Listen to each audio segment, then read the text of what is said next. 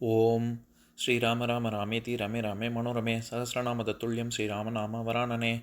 உலகம் யாவையும் தாமுழா வாக்கலும் நிலைபெறுத்தலும் நீக்கலும் நீங்களா அழகிலா விளையாட்டுடையார் அவர் தலைவர் அன்னவர் சரண் நாங்களே. எத்திர எத்திர ரகுநாத கீர்த்தனம் தத்திர தத்திர கிருத்தமாஸ்தகாஞ்சலிம் வாஷ்பவாரி பரிபூர்ணலோச்சனம் மாருதிம் நமது ராட்சசாந்தகம். அஞ்சிலே ஒன்று பெற்றான் அஞ்சிலே ஒன்றை தாவி அஞ்சிலே ஒன்று ஆறாக ஆரியர்க்காக ஏகி அஞ்சிலே ஒன்று பெற்ற அணங்கை கண்டு அயலாரூரில் அஞ்சிலே ஒன்றை வைத்தான் அவன் எம்மை அழித்துக் காப்பான். இன்னைக்கு நம்ம கம்பராமாயணத்துல பாலகாண்டத்துல மிதிலை காட்சி படலத்துல 133வது பாடல் பார்க்க போறோம். திரிவ நிற்ப ஜெகதலத்து யாவையும் வெறுவலுற்றன வெங்கதிர் மீண்டன கருவி உற்ற ககனமெல்லாம் புகை உருவி உற்றிட உம்பர் துளங்கினார். இதுதான் பாட்டு. இப்ப நம்ம பதம் பிரிச்சு பொருள் பார்க்கலாம். கருவி, உலகமும் உலகத்து உயிர்களும் வாழ்வதற்கு காரணமான மேகங்கள் உற்ற நிறைந்துள்ள ககனமெல்லாம் விண் முழுதும் புகை உருவி உற்றிட, புகையானது ஊடுருவி சென்றதால் ஜெகம் தலத்து பூமியில் திரிவ சஞ்சரிக்கும் பொருள்களும் நிற்ப நிலை நிற்கும் அசையா பொருள்களும் யாவையும் ஆகிய எல்லா பொருள்களும் வெறுவல் உற்றன அச்சத்தை அடைந்தன. வெங்கதிர் கொடிய வெப்பமான சூரிய கதிர்களும் மீண்டன ஒளி வீசாமல் திரும்பிவிட்டன. உம்பர் துளங்கினார் தேவர்களும் அச்சத்தால் நடுக்கமுற்றார்கள். இப்ப நம்ம இந்த பாட்டுல இருக்கக்கூடிய நயங்களை பார்க்கலாம். நம்ம சென்ற பாடல்லையே பார்த்தோம்ல, அதாவது விஸ்வாமித்திரனுடைய தப்போ வலிமையினால இருள் சூழ்ந்தது, பூமி எல்லாம் இருள் சூழ்ந்தது அப்படின்னு. அதன் காரணமாக தேவர்களே அஞ்சினார்கள் அப்படின்னு சொல்லி கம்பர் இங்க சொல்றாரு. இதுல கருவி அப்படின்னு சொல்றாரு மேகத்தை. ஏன்னா உலகம் உயிர்கள் எல்லாத்துக்கும் மழை ரொம்ப அவசியம். மழை இல்லைன்னா எந்த உயிரும் இருக்க முடியாது.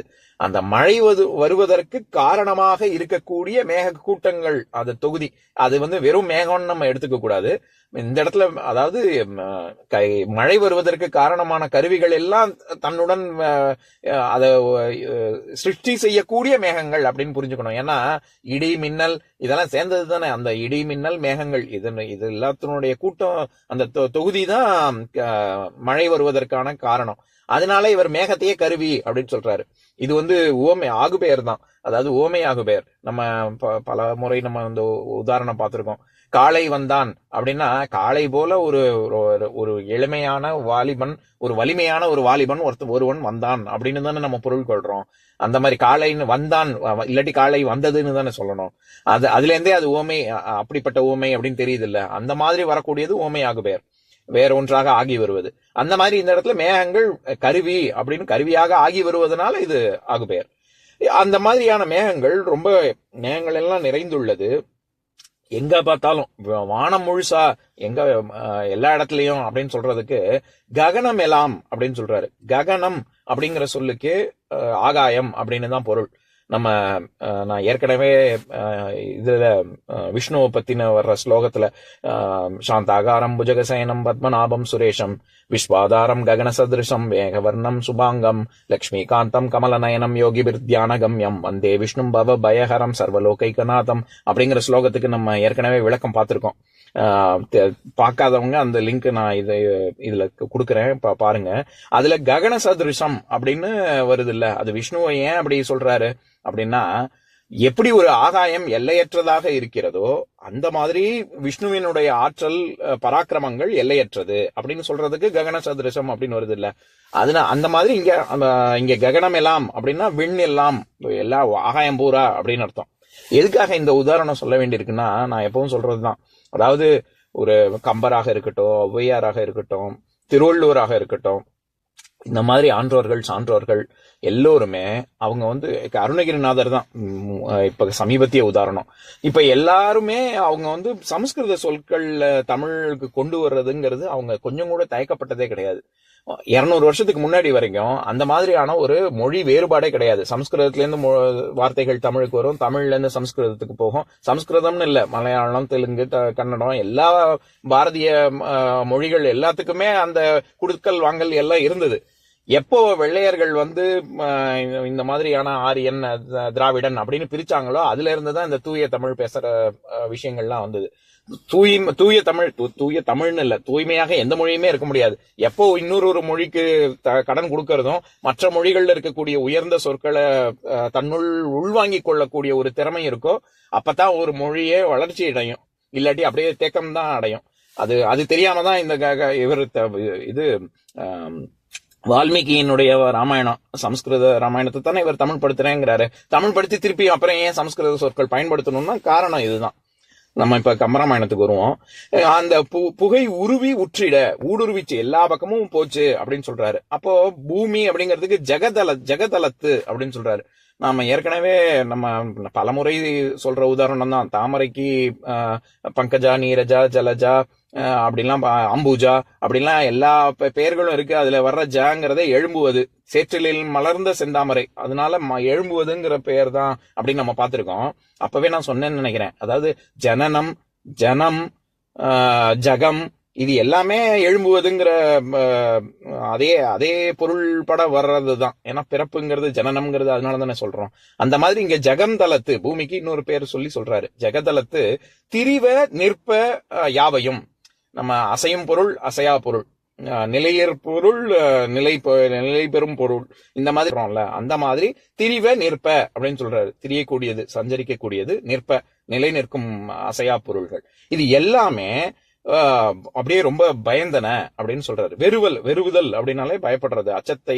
வெங்கதிர் மீண்டன, சூரியன் கூட நம்ம போன பாடல்லையும் இதே மாதிரியான ஒரு கருத்து தானே சொன்னாரு கம்பர். அதாவது சூரிய ஒளியே உள்ள வர முடியாத அளவுக்கு புகை சுற்றி வளைத்தது அப்படின்னு சொல்றாரு. இதனால உம்பர் துளங்கினார். உம்பர்னா மேல இருக்கக்கூடியவர்கள், மேல அப்படின்னு அர்த்தம். தேவர்களை குறிக்குது. தேவர்களும் நடுக்கமுற்றார்கள் அச்சத்தினால அப்படின்னு சொல்றாரு. இந்த துளங்குதல் அப்படிங்கிற சொல்லும் நம்ம ஏற்கனவே பார்த்திருக்கோம். அதாவது இந்த மிதிலை காட்சி படலத்திலேயே 103வது பாடல், அதாவது கம்பராமாயணத்துல 582வது பாடல், அதை படிக்கிறேன் கேளுங்க. விட்டனன் படையை வேந்தன் மின்னுளோர் உலகையெல்லாம் சுட்டனன் என்ன அஞ்சி துளங்கினர் முனியும் தோன்றி கிட்டிய படையை உண்டு கிளர்ந்தனன் கிளறும் மேனி முட்டவெம் பொறிகள் சிந்த பொறுபடை முரணது இற்றே அப்படிங்கிற பாடல். அதுலயே எல்லாம் விண்ணுளோர் உலகையெல்லாம் சுட்டனன் அப்படின்னு சொல்லி என்ன அஞ்சி துளங்கினர், தேவர்களே அப்படியே நடுக்கமுற்றார்கள் அப்படின்னு அங்கேயும் இதே துளங்கினார் அப்படிங்கிற அதே சொல் வருது இல்ல. இது அதாவது நம்ம பாத்திரத்தை நல்லா துலக்கு அப்படின்னு சொல்றோம்ல, அது துளங்குங்கிறது தான். அது துலக்கு அப்படின்னு திரிந்து விகாரம் பெற்று நம்ம பாத்திரத்தை துலக்கு அப்படின்னு சொல்றோம். அந்த துளங்குதல் அப்படின்னாலே ஒளி வீச செய்தல், ஒளி பிரகாசிக்க செய்தல் அப்படிங்கிற ஒரு பொருளும் இருக்கு. அதை தவிர இந்த அச்சப்படுதல் அப்படிங்கிற பொருளும் வருது. அந்த அர்த்தத்துலதான் இந்த பாடல்ல வந்திருக்கு. இப்ப நான் பாட்டை இன்னொரு தடவை படிக்கிறேன் கேளுங்க. திரிவ நிற்ப ஜெகதலத்து யாவையும் வெறுவலுற்றன வெங்கதிர் மீண்டன கருவி உற்ற ககனமெல்லாம் புகை உருவி உற்றிட உம்பர் துளங்கினார். இன்னொரு நாள் இன்னொரு பாட்டு பார்க்கலாம். ஓம் சாந்தாகாரம் புஜகசயனம் பத்மநாபம் சுரேஷம் விஸ்வாதாரம் ககனசத்ரசம் மேகவர்ணம் சுபாங்கம் லக்ஷ்மீகாந்தம் கமலநயனம் யோகி ஹிருத்யானகம்யம் வந்தே விஷ்ணும் பவபயஹரம் சர்வலோகைகநாதம். உம்பரோடு இம்பர்காரும் உலகம் ஓர் ஏழும் ஏழும் எம்பெருமான் என்று ஏத்தி இறைஞ்சி நின்று ஏவல் செய்ய தம்பியரோடும் தானும் தருமமும் தரணி காத்தான் அம்பரத்து அனந்தர் நீங்கி அயோத்தியில் வந்த வள்ளல். ஓம் பூர்ணமதః பூர்ணமிதம் பூர்ணாத் பூர்ணமுதஸ்யதே பூர்ணஸ்ய பூர்ணமாதாய பூர்ணமேவாவசிஷ்யதே. ஓம் சாந்தி சாந்தி சாந்திஹி. ஓம் சர்வேஷாம் ஸ்வஸ்திர்பவது சர்வேஷாம் சாந்திர்பவது சர்வேஷாம் பூர்ணம் பவது சர்வேஷாம் மங்களம் பவது. ஓம் சாந்தி சாந்தி சாந்திஹி.